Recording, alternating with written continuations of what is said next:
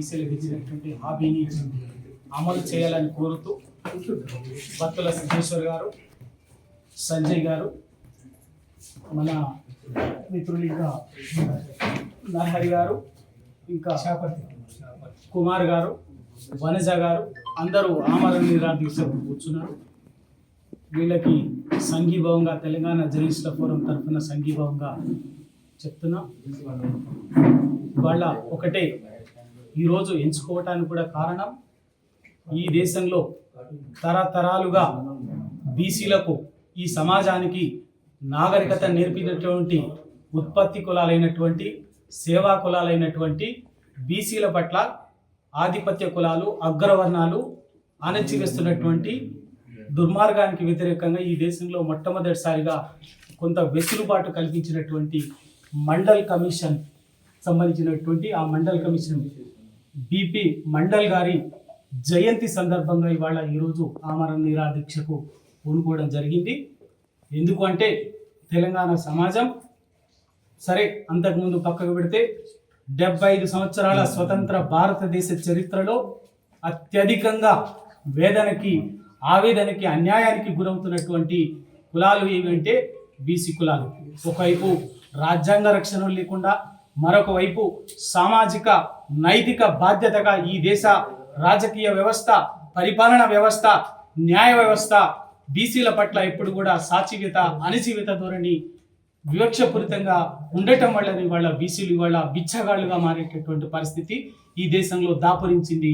దీనికి తప్పనిసరిగా అంతిమంగా పరిష్కారం ఈ దేశంలో దామాషా ప్రాతిపదికన అన్ని రంగాల్లో కేటాయింపులు జరగడం దీనికి ఒకటి పరిష్కారం.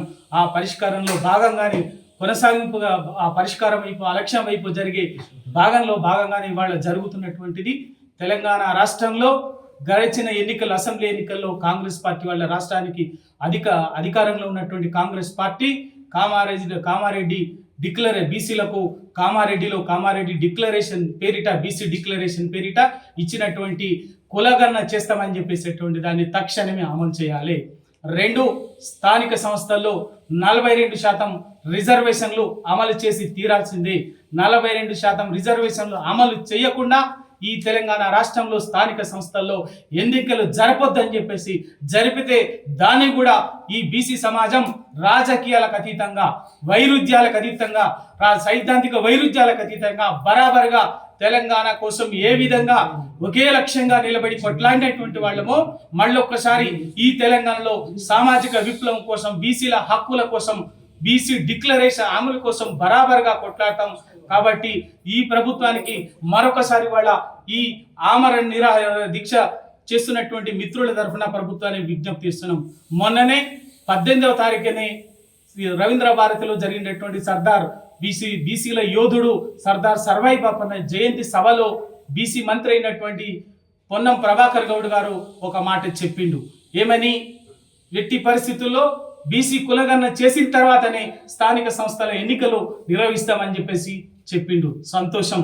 కానీ ఆ తర్వాత ముఖ్యమంత్రి గారు దానికి జరుగుతున్నటువంటి ఏర్పాట్లు ఏంటంటే అవేవి సంబంధం లేకపోయినా దానికి సంబంధించినటువంటి ఏర్పాట్లు ఏమి చేయకుండానే బీసీ కులగణనకు సంబంధించినటువంటి ఏర్పాట్లు ఏమి చేయకుండానే స్థానిక సంస్థల ఎన్నికలు నిర్వహించడం కోసము ఎన్నికల కమిషన్కు తగిన ఆదేశాలు ఇస్తున్నట్టుగా లోపాయికాలు అంతర్గతంగా దానికి ఏర్పాట్లు జరుగుతున్నట్టుగా అందరికి అర్థమవుతుంది. కాబట్టి వాళ్ళ బీసీ సమాజంలో మళ్ళొకసారి ఆందోళన మొదలైంది. ఎటువంటి పరిస్థితుల్లో కూడా కులగణన చేయకుండా తెలంగాణలో స్థానిక సంస్థల ఎన్నికలు నిర్వహించొద్దు, 40% రిజర్వేషన్లు అమలు చేయకుండా ఎన్నికలు నిర్వహించొద్దు అన్నది ఇవాళ ఈ బీసీ సమాజం ఉన్నటువంటి అందరి ఆవేదన, అందరి ఆక్రందన. ఖచ్చితంగా మాకు రాజ్యాంగం కల్పించినటువంటి హక్కు ఈ రోజు వరకు కూడా 75 ఈ దేశానికి స్వాతంత్రం వచ్చి 75 ఏళ్ళు పూర్తయింది. మరో త్వరలోని 100 సంవత్సరాలు పూర్తయ్యే నాటికైనా కూడా ఈ దేశంలో ఉన్నటువంటి 90% జనాభా ఇప్పటికీ 90% జనాభా ఇవాళ ప్రధాన వ్యవస్థలైనటువంటి న్యాయ వ్యవస్థలో ప్రపోర్షనేట్ రిప్రజెంటేషన్ లేదు, చట్టసభల్లో తగినటువంటి వాటా లేదు, పరిపాలన వ్యవస్థలో తగినటువంటి వాటా లేదు. పరిపాలన వ్యవస్థలో వాటా లేకుండా, న్యాయ వ్యవస్థలో వాటా లేకుండా, చట్టసభలో వాటా లేకుండా ఈ దేశంలో ఈ దేశానికి స్వాతంత్రం వచ్చి 100 ఏళ్ళైనటువంటి ఎవరి బతుకులు బాగుపరుస్తారని చెప్పేసి వాళ్ళ మా ఆవేదనని మా ఆత్మనని వాళ్ళు తెలియజేదలుచుకున్నాం. అందుకోసమే 90% జనానికి ఈ వ్యవస్థలో వాటా లేకుండా వాళ్ళ స్థితిగతుల మీద ఇప్పటికీ మీకు అంచనా లేదు. 70 ఏళ్ళు అదే ఆఖరికి 1931 వరకు ఈ దేశంలో 1881 నుంచి ప్రతి 10 ఏళ్లకు ఒకసారి 1881 నుంచి 1931 వరకు దాదాపు 8 దాదాపు 6 దశాబ్దాలు బ్రిటిష్ పరిపాలనైనా కులగణన జరిగింది, జనాభా లెక్కలు జరిగింది. 1931 తర్వాత ఎందుకు ఆగిపోయిందో, దేశానికి స్వాతంత్రం వచ్చిన తర్వాత మొట్టమొదటిసారి జరిగినటువంటి ఎన్నికలు ఏది జనాభా లెక్కల సేకరణ ఏంటంటే 1951లో జరిగినాయి. అప్పటి బీసీ అసలు కులగణన జరిగిపోయింది. ఆ రోజే ఈ దేశానికి స్వాతంత్రం రావాలని కొట్లాటమే మా బీసీలు చేసినటువంటి నేరమా? ఈ దేశానికి స్వాతంత్రం రాకముందు కులగణన జరిగింది, బీసీల లెక్కలు వచ్చినాయి, ఆ బీసీల ఆర్థిక స్థితిగతులు వచ్చినాయి, అవన్నీ జరిగినాయి. కానీ ఈ దేశానికి స్వాతంత్రం వచ్చిన తర్వాత 1951లో మొదలైనటువంటి మొట్టమొదటి జనాభా లెక్కల సేకరణలో బీసీల లెక్కలు లేకుండా చేసిండ్రు. అంటే ఈ దేశంలో స్వాతంత్రం కోసం కొట్లాడినటువంటి వాళ్ళం, ఈ సమాజం బాగుండాలని చెప్పేసి, ఈ సమాజంలోని ప్రతి సంపన్న వర్గాలు మంచిగా ఉండాలని ఒక నాగరిక వ్యవస్థ కోసం పనిచేసినటువంటి జీవితాలు తర్పణం చేసేటటువంటి ఈ బీసీలు ఇంకెంతకాలం ఆవేదన భరించాలని వాళ్ళ బరాబర్గా అడుగుతున్నాం. ఇవాళ ఖచ్చితంగా ఇక్కడ తెలంగాణ నుంచి మొదలై ఢిల్లీ దాకా దీనికి సంబంధించినటువంటి జరగాల్సిందే. రాజీ పడేది లేదు. రాజకీయాలకు అతీతంగా ఈ పోరాటం చేస్తాం. ఈ కలిసి వచ్చేటటువంటి పార్టీలో కలిసి వచ్చేటువంటి పార్టీ రాజకీయ వ్యవస్థను కూడా కలుపుకుపోతాం. ఎందుకంటే ఇది మా ఆవేదనకు సంబంధించినటువంటిది, మా అస్తిత్వానికి సంబంధించినటువంటిది, మా ఆత్మగౌరవానికి సంబంధించినటువంటిది, అంతిమంగా మా తరతరాల జీవితాలకు సంబంధించినటువంటిది. కాబట్టి దీనికోసం ఎటువంటి అణచివేతలైనా ఎటువంటి ఇబ్బందులైనా ఎదుర్కోవటం మాకు కొత్త కాదు. 75 ఏళ్ళుగా దాకా ఆనాటి తెలంగాణ సాయుధ రైతాంగ పోరాటం నుంచి మొన్నటి తెలంగాణ రాష్ట్ర సాధన వరకు త్యాగం చేసినటువంటి వాళ్ళము బీసీలమే, కొట్లాడినటువంటి వాళ్ళం, నిలబడినటువంటి వాళ్ళం మేమే.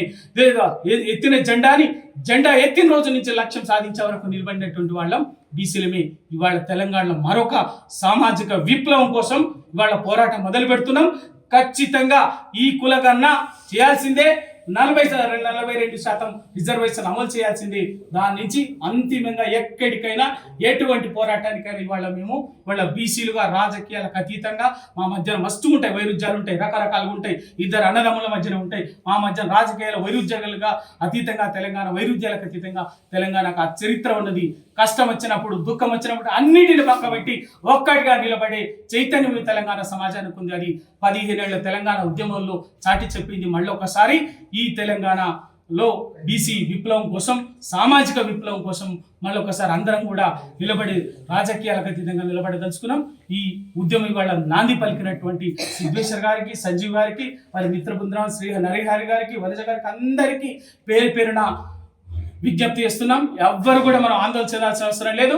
ఖచ్చితంగా ఉంటాయి, రాజకీయంగా ఒత్తిళ్లు ఉంటాయి, అణచివేతలు ఉంటాయి, కుట్రలు ఉంటాయి. మనకేం కొత్త కాదు. వాటి అన్నిటిని దానికి ఇక్కడికి వచ్చినటువంటి వాళ్ళం మళ్ళొక్కసారి కూడా మన కోసం ఇంతకాలంగా సమాజం కోసం కొట్లాడినటువంటి వాళ్ళం ఈసారి మన కోసం నిలబడదాం.